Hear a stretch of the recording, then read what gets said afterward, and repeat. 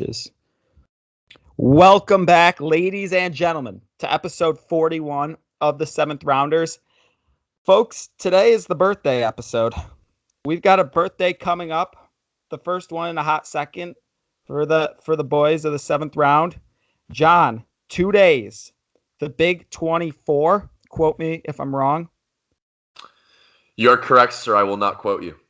Wow. 24 years of age. He's almost a quarter of the way to 100.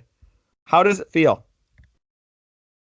Horrifying. I mean, the back, the knees, they're already in bad shape. I don't know what 24 is going to bring. I'm worried. How is it combining, the birthday along with a lonely apartment now that Abby is officially out? How have you been? I got home today for lunch, used to coming home, seeing Abby. It wasn't until I walked in I was like, wow, I live alone now. So I'm honestly pretty close to slamming the panic button on the roommate search. I don't know what I'm going to do. It's frightening. Probably need to lock it up. But yeah, I mean, Chad, you want to move down? Connor, you want to move down? Is Connor with us today? No, I forgot. He skipped out on us on 40, and I think he skipped out on us again here on 41. So Connor's Power's out. giving himself a 2-week vacation. You really hate to see it. Chad, if you need a roommate, you want to move down, maybe take online classes instead of whatever you're doing now. I need you. I will consider it. I'm at a spot where it's just the grind is real, and I missed you too. I miss being around you, being able to touch you, feel you physically. But it is what it is. I get the opportunity to, go back and forth almost every day with you guys about, betting, sports. And, that's how it's been the last few years. But it's emotional. You get to a point where it's like, I miss my boys. And I'd love to live with you, John. Here's the thing. Abby leaves. I make this impulsive decision to purchase Rock'em Sock'em Robots off of Amazon. It literally took about 13 seconds max. You click 2 buttons on Amazon and you can lose as much money as your credit card will let you.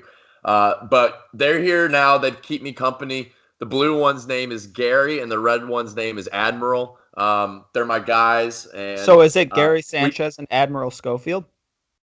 No, it's just Gary. Gary the blue bomber and Admiral the red rocket. So they're a couple of guys. They're hanging with me. They're here for the recording today. We do have a sign on the side of the ring that says minimum bet of $1 or 1 beer. Looking forward to the first pregame where this is heavily utilized. Okay, I like that. I'm glad, John, you're making the most out of your crappy situation at the moment. I would like to say something to you. I've declared myself a jinx. So thinking back to my time at the Ohio State University, I think I jinxed Ohio State football. 2014 national champions. I made my decision shortly before that to attend the university.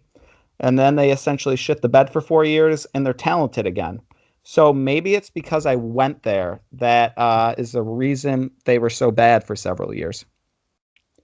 Would you say that Chase Young is probably the best NFL prospect right now? Not necessarily going to be the first pick, but he's got to be the best NFL prospect right now. You could make that case. He's rather intimidating when you see him line up against that left tackle. He's good at football. He's scary. I mean, he's undoubtedly the number 1 NFL prospect. Folks, what do you hear? What is that? Where did that come from? Did we just yeah. Out of left field? Mr. Powers has made his return 5 minutes or so deep here in episode 41. We didn't know if we would ever see him again. He just landed. Had to get a couple slices of pizza and me get my stuff in order. Apologize, I couldn't make it last week. Things come up on the schedule. You can't always, fulfill all your commitments. But Chase Young, he went off against Wisconsin. What did he have? 3 sacks and a forced fumble. 4 sacks and a forced fumble. 5 tackles for loss. I had 2, dude. I think he had 2 forces. Yeah, 2 forced, 4 sacks, 5 tackled for losses.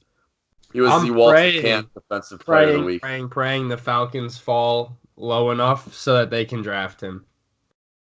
I think it would be foolish dream for anyone to not take him second. You know, Miami's going quarterback. Yeah. A team like the Bengals could use a guy like that. Anyone, Redskins, Falcons especially. Falcons, honestly, I could see them trading up because their pass rush is so poor. They're so bad at everything. So we'll take just a talented player, please. Folks, the Falcons are bad. Connor, you feel what it's like to be a Dolphins fan now after watching the Falcons the last few weeks. What's been going through your mind? It's not comparable, all right? Listen, we're bad this one year. We had a lot of success the past few years. Unfortunately, it's coming to an end. You guys have not been good one time since I've been born. Like, not even close to being good. Chad Pennington? Would you lose in the first round of the playoffs? We did. I believe Miami went to the playoffs a few years ago. Yep. Wild card. That's when Matt Moore got decapitated by Bud Dupree. Yes. What an all-time hit.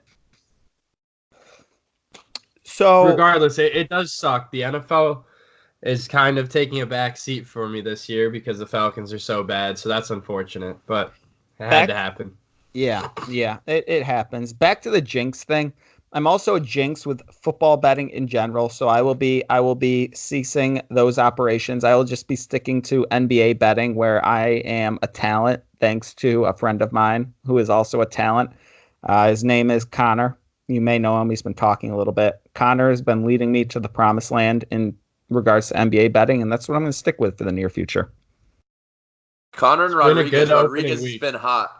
Connor, is he taking your picks? You guys collaborating? What's going on there? You guys have a little system going on, it looks like. No, so here's the thing. So for the NBA, I have a couple of, systems I built out based off of trends and whatnot. Random stuff dealing with like how much the line moves, how much people are betting on it. And if a pick falls in that system, I just bet it automatically. So it's been going well for me, mostly over-unders, team totals, stuff like that. Rodriguez just gets a feel for a game, and he'll just take it. So right now he thinks he's a big-time sharp. So he's actually doing very well, like gut feeling. Oh, yeah. This was me, and it feels, honest to God, it feels like I'm turning 24 in 2 days. It feels like it was 22 years ago. The last time I was this hot, it was literally 2 weeks ago. The last 2 weeks have been so bad. But for college football, I went on a 10-0-1 run on college football, I believe. Something crazy 2 weeks ago. It might have just been bets in general. I felt like a king. It's been a miserable 2 weeks since. So I got to find it again. I need the Rodriguez. Connor, I might start taking your NBA slates. But I got to find it. It'll be back. John, I think it comes down to when South Carolina succeeds on the field, you succeed in the betting arena. That has not the case this past weekend. No, sir. We stink again. I'm off it. I'm done with it. I'm sick of it. I mean, to get blown out by 20 by Tennessee, who stinks, is just miserable. Literally wanted to bang my head against the wall. Brutal. Really brutal. What happened? I mean, I didn't watch a snap of the game, I'll be honest. What happened? I honestly question if we have a playbook on defense in times like this. I don't think it was – if we do, it was left in Columbia before the flight to Knoxville. There was nothing going on there. We looked lost offensively. After we score on the first play of the game, a 75-yard touchdown, we literally did nothing. I don't get it sometimes. Doesn't make any sense to me. So let's get into it then a little bit. We're going to do a little continuation from John's game from last week, John and Chad's game from last week. We're going to include powers. So we're going to guess a few lines right here. A little different, though. So John and Connor are both going to make their predictions. They're not on lines. They're not going to comment or go back and forth with each other. These are strictly their own lines. They have to come within 1 point of the line. One of them does. If they're not within 1 point, I get the point. Now, last time we did a field goal. You don't want to do a field goal? No, because it's both of you guessing. So, right, so you're saying the house is lessening the odds because there's another guy involved. It's a game of percentages. Yes. Points a lot. Can we say 1.5? See, the issue is you're gonna. What if one of you guesses, 2, one of you guesses 3, and the line's 1.5 or 2.5? I Do you mean, both get points? Is that how we're gonna do no, it? 1.5. You have to be within 1. Oh, you're saying if we're on each side of it? Yeah.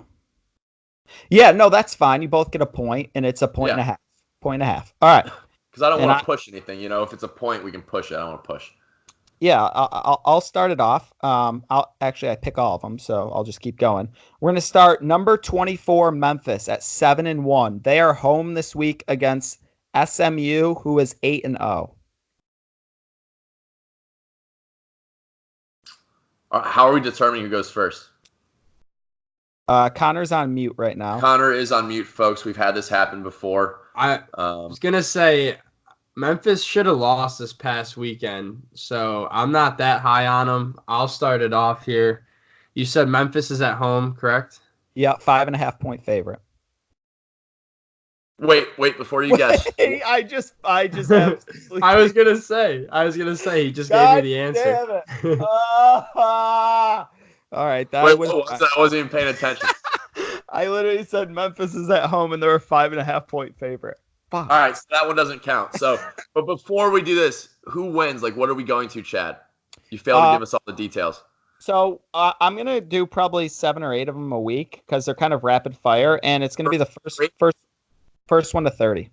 First one to 3. 30 for the week. Oh, you want to do it for the week? For the week. Yeah, first one to 3. I think we should do first to 3 and just do a running tally, and then like first one to 10 wins or something. All right. Weeks are left this season. Are there even 10 weeks left? There's probably not. There's probably like 7 weeks left. Yeah. This is week 10, so there's first to 7. Best of 3 in the matchup, first to 7. How's that sound? Off the cuff. Okay. Off the rip. Right. Here we go. Let's restart. Appalachian State, ranked 20th. They are 7-0. They are at home against Georgia Southern, who is 4-3. Ding, ding, ding. I'll go first. I'm going to say Appalachian State, the Mountaineers, local team here in North Carolina. They are going to be minus 14. That's a good guess. I have a number in mind. I'm going minus 12.5. Appalachian State minus 16.5. Messier is on the board first. Wow. Well done. All right. Now, this is a good one.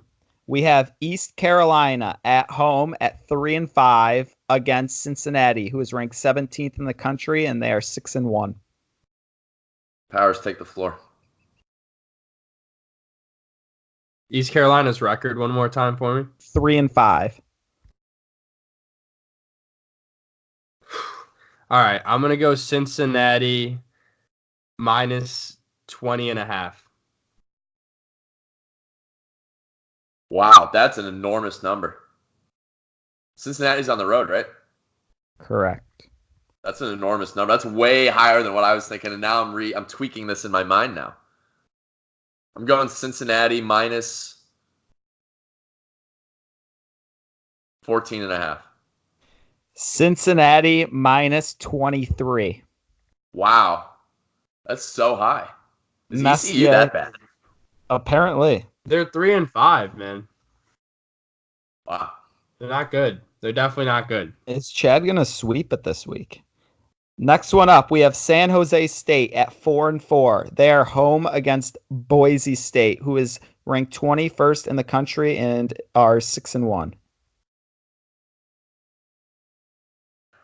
Boise State minus 17. That's a damn good guess, I think.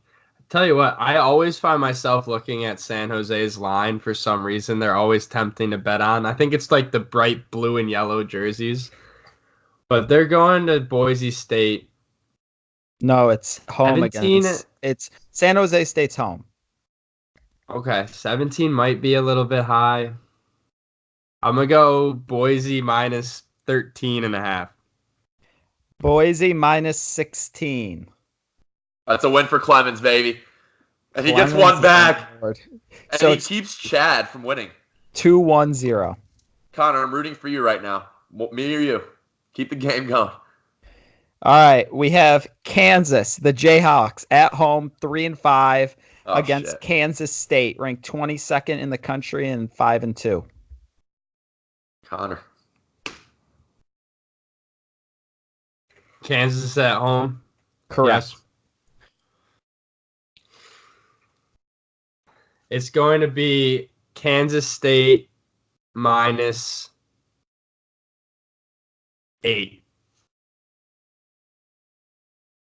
I'm going 17 again. Kansas State. Kansas State -5. 5. God, That is a ton of respect going to Kansas. Wow. rivalry game. 5. Kansas at home. I mean, Still Kansas, though. And that's Kansas it, folks. State winning against Oklahoma. That's wild. That's a wild line. Messier is on the board. Fishy about it. I don't like it. I don't like it at all. yeah, it's a trap game for sure. I All do right. want to review last weekend a little bit, though. Maybe talk about our top 5 teams or something like that. LSU's the new number 1 for everyone that didn't see it. What is it? LSU, Alabama, Ohio State, correct? Correct. Followed by Clemson. Also, shout out BC for just refusing to bring a football team to Clemson, South Carolina this past weekend. Absolutely disgraceful performance put on by them. Shout out A.J. Dillon, though. He broke the school rushing record. We like that. We don't like losing by 50, though. Chad, No, tell we us don't. about Ohio State, though. Are they legit? Are they pretenders? What do you think? I think they're legit. I don't like to get cocky with my teams. You know, there's not a lot of years when I'm confident in my sports teams, but you look at it top to bottom. You got the quarterback. You've got one of the best running backs in the country in J.K. Dobbins. You've got a million receivers. You've got the best player in the country in Chase Young. You have the best defensive back in the country in Jeffrey Okudah. You've got a first-round pick at safety in Sean Wade. I'm excited. I have them currently as the number 1 team in the country, followed by Louisiana State University, followed by Alabama, followed by Clemson, and in that 5 spot, I currently have Florida. Wow. All right. Am I up, Connor? Am I up? Tell me what to do, man. Give me a sign. I'm just curious as to who you think the best team in the country is right now. Like, for example, we have an LSU-Alabama matchup coming up in a couple of weeks. I personally think LSU is a better team this year. I do as well. think, Are you up? and I So think you're up. Ohio State might even be better than Bama. So as of right now, I'd probably go LSU, Ohio State, Bama, Clemson. And then after that, maybe Florida. Probably Penn State actually is who I would put number 5, to be honest. Oklahoma just absolutely, they just shat on themselves this past weekend. That was disgraceful. So here's my issue with Penn State. You know, I've gone back and forth with people about this. The whole, you know, a lot of people have Penn State 5, and then it's, you know, Florida, Georgia 6, 7, whatnot. My issue with Penn State, they have been phenomenal this year, but the offense concerns me. They are very reliant on passing the ball. Their quarterback, I forget his name, is in the top 15. Yeah, he's in the top 15 in the country in terms of pass attempts. That's up there with guys like Sam Ehlinger, Brock Purdy, Justin Herbert. And all 3 of those teams have something in common. They can't run the ball. They're dependent completely on the passing game, and they've all stumbled because of that. Penn State has not stumbled yet. However, I don't think they can run the ball. If they're put in a situation where, you know, they're coming from behind, they're just going to absolutely pull everyone back. I don't know. They're going to play into the pass game because I don't think Penn State can run the ball. Love Penn State's defense. I just think Florida and even Georgia, whose offense has been bad, are more balanced on offense. That's why I like both of them more than Penn State at the moment. Okay. I like that assessment. I don't watch a ton of Big Ten football, so that was good for me to hear. I have LSU at 1 as well. I have Ohio State at 2. I have Bama at 3. I unfortunately have Clemson at 4. It's really shitty to say that. I'm mad at Oklahoma, dude. Absolutely blows. And then I got Florida at 5 and Penn State at 6. Georgia 7, Utah 8, Oregon 9, Oklahoma 10. Just a bonus round for everyone there. Went all the way up the ladder. Thoughts on Oklahoma dropping all the way to 10th? Are they done? No way they make the playoffs now, right? They're in trouble. I wouldn't say they're done, but they're in trouble. I think they're done. I think it's kind of, in all honesty, like Ohio State last year, where Ohio State lost and dropped to about 10th and just couldn't make their way up after that, even when they were winning games. And I think Oklahoma's in a place now where they don't have a ton of big games left on their schedule. Yeah. To where they can make huge moves up the rankings. And that's why I think in terms of, potential playoff teams, like the Big 12 is all but done, and that favors the Pac-12, which I hate to say, but I think there's a better chance of an Oregon or a Utah making it over Oklahoma at this point. Yeah, I mean, they've still got Baylor, who's 12th and undefeated, which is pretty wild out of nowhere. Do they still play Iowa State? They do. They have Iowa State. Iowa State lost to Oklahoma State this past weekend, though. So and they also have TCU, who's TCU, Oklahoma State. All three of those teams are like the same type of like decent, kind of mediocre, but decent team. They can put up a fight. Nothing crazy. They are definitely hurt by Texas losing, because now Texas is probably not going to be in the championship game. That would have been a resume booster, which they won't have now. So they're in trouble. I didn't realize the Big 12 kind of fell off like that.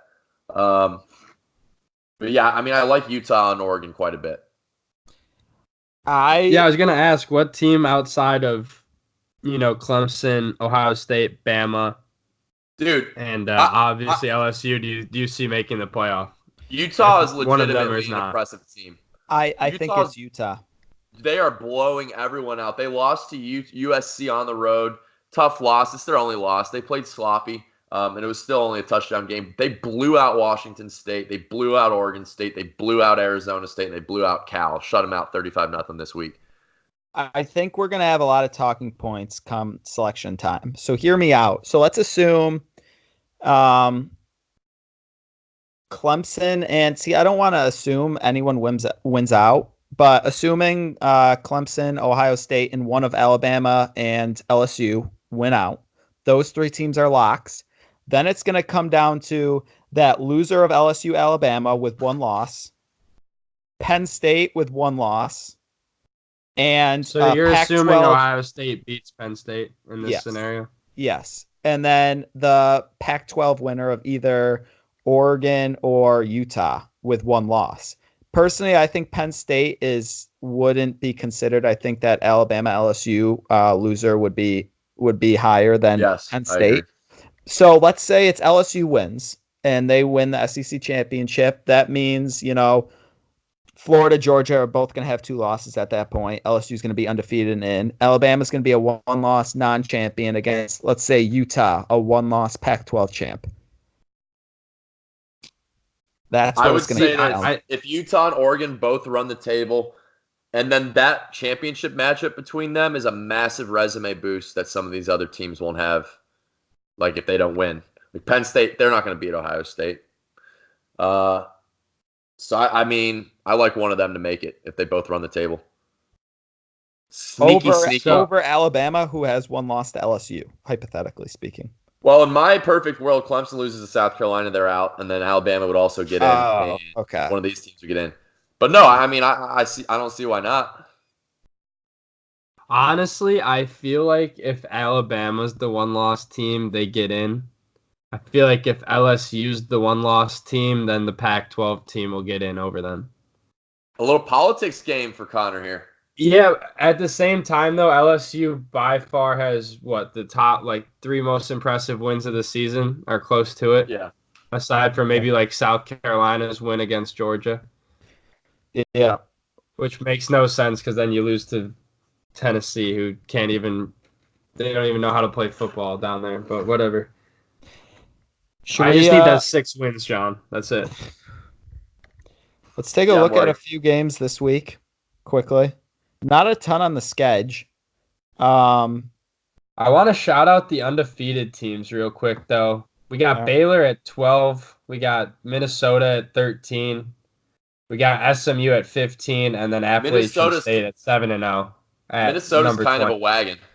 Minnesota's kind of a wagon. They play Penn State in 2 weeks at home. Yeah, it's the same weekend as LSU Bama. One more shout out. Kind of wild. Michigan just murdered Notre Dame. Chad, any thoughts on that one? I hate Notre Dame, so I mean I'm fine with it. That gets Notre Dame out of the discussion, just in case anyone had that in the back of their minds. Ian Book is terrible, by the way. Terrible.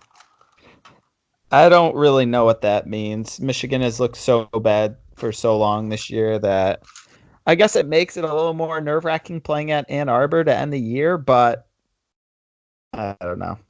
Ohio State doesn't lose that game, so I'm not. I'll tell you what, this could be the year that Michigan does it. You know, everything's looking great for Ohio State, undefeated. They're gonna go to their playoff, and boom, Michigan beats them.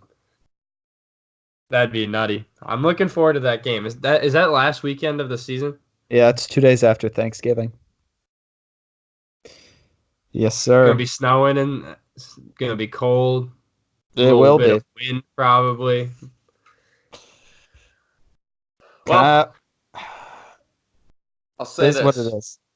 We have a big game this weekend, although it is at 3:30, which is questionable. It's a losing you're out game. It is a losing you're out game without a doubt. Georgia and Florida at the Gator Bowl in Jacksonville. One of the best rivalries in college football. Very excited for it. I might be in the car at the time. I am attending the South Carolina Vanderbilt game with my parents. Dad went to Vandy, you know, it runs in the family. It's really unfortunate that's at 7 p.m., though. It doesn't make any sense. Really bad matchup. But to go back, Florida, Georgia, I mean, I think Georgia wins this one. I think Florida wins. Wow. Georgia's offense is so bad. So bad. Like, the play calling is frightening. And I don't see why it would turn around against a elite Florida defense. Georgia's defense is good, don't get me wrong.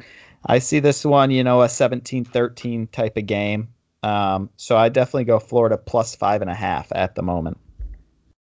I'm going to take Georgia and the points in this one. I think Georgia gets it done.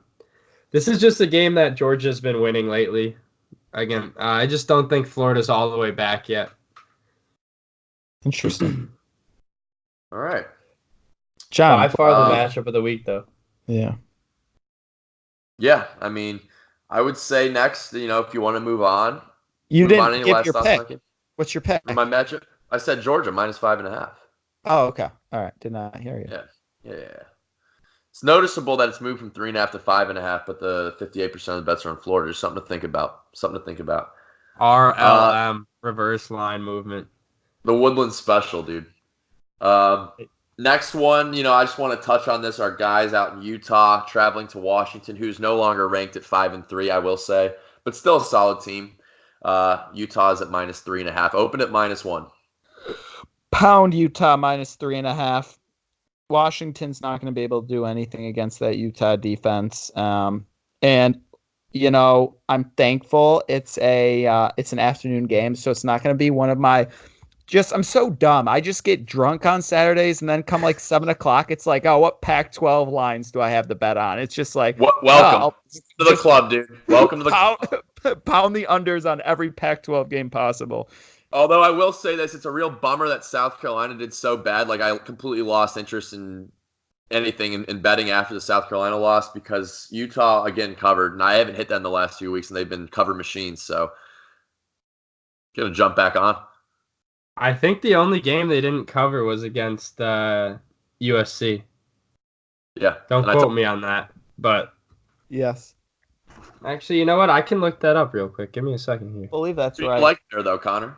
They've covered their last 4 games. Yeah. Then they lost to USC. They're cute unfortunately. Who do you got there, Connor? Honestly, I'm shocked that the line's that close for Utah, which worries me a bit. but I'm still Has gonna take moved a couple Utah with the there, points. Their direction. Yeah, I'm still gonna take Utah with the points. I wish I would have known that it opened at -1. I would have hammered that. Basically, a pick 'em. I believe I saw today that the ESPN College Game Day is going to the SMU Memphis game, which is interesting. First time they've ever been to Memphis in school history. Pretty cool. It's pretty cool. Memphis is favored by 5.5, which I think is enormous. But I also think SMU is not a very good team, even though they're undefeated. They've had some very close games against pretty mediocre opponents. So, what do you guys like here? I honestly like Memphis myself. I do too. I think that atmosphere, I think it'll, even though I'm not in love with Memphis, I think it'll give them that little extra motivation. Primetime game. I like Memphis -5.5 just because I have absolutely no idea what's gonna actually happen. Let's take a moment and appreciate the fact that the over/under is set at 70 points for this game. So we're looking at a potential shootout here. This is a tough line, but I think I'm also going to lean Memphis -5.5. I agree. I don't think SMU's played anyone tough. They're going on the road. College Game Day's in town. Memphis is going to be jacked up. Could be a program-changing win, potentially. All right. I like it. So, folks, we're all on Memphis. It might be a time to look into an SMU bet, maybe the mortgage on it. It is time, definitely time.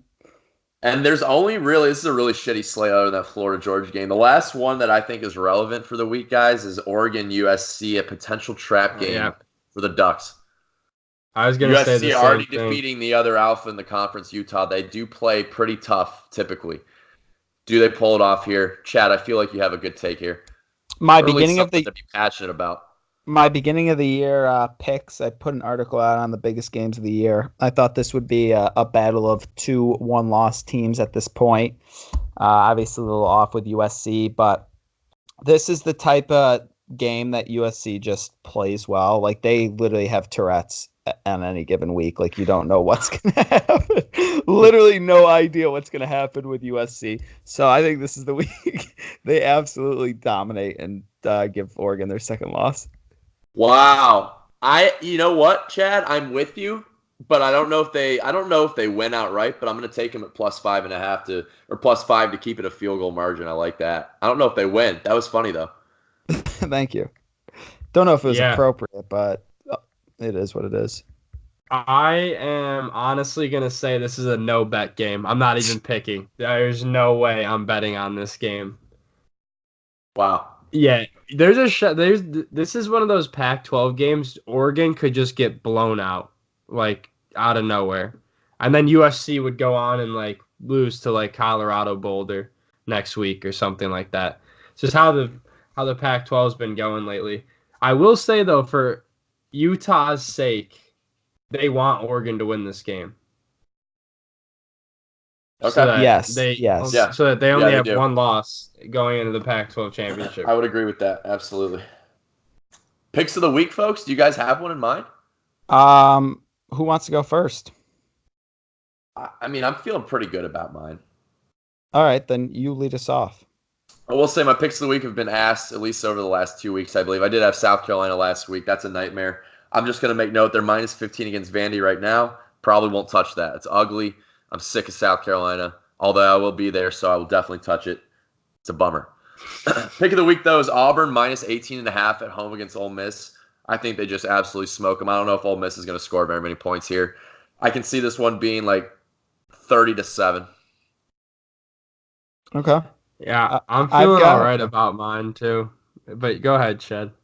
So you're going to want to pick exactly what I don't pick just because I haven't gotten one of these right yet. But I'm lock in Illinois -21 against Rutgers. Rutgers is on the road. You know, big win against Liberty last week. I was wrong there. Program changing, actually.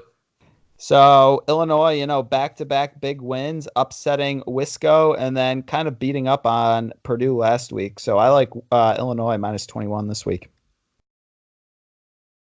All right. That's a gross game. Illinois versus Rutgers is an absolutely gross game. Although Illinois became the first team, I believe, since 2003 to win outright as double-digit underdogs 2 straight games. When they knocked off Wisconsin, and then this past weekend they beat who did they beat this past weekend? Iowa? Purdue. No. Purdue, and I slammed Purdue, and that was a nightmare. Stat of the night right there. Stat of the night. Stat of the day, in fact. Purdue is +2 against Nebraska. I was actually looking at that game for my pick of the week. However, I'm going to go to the Big 12. I'm taking West Virginia +17.5 on the road against undefeated Baylor. This is a classic Big 12 game. I just see it being like 50-45 or something crazy like that. 40-35, 40-37. I don't know. I just see it staying within 17.5 points. So that's my lock right there. All right. And with that, we will be back after a quick message from our sexy man, AJ. Mr. Brad Titty. Mr. Brad Titty.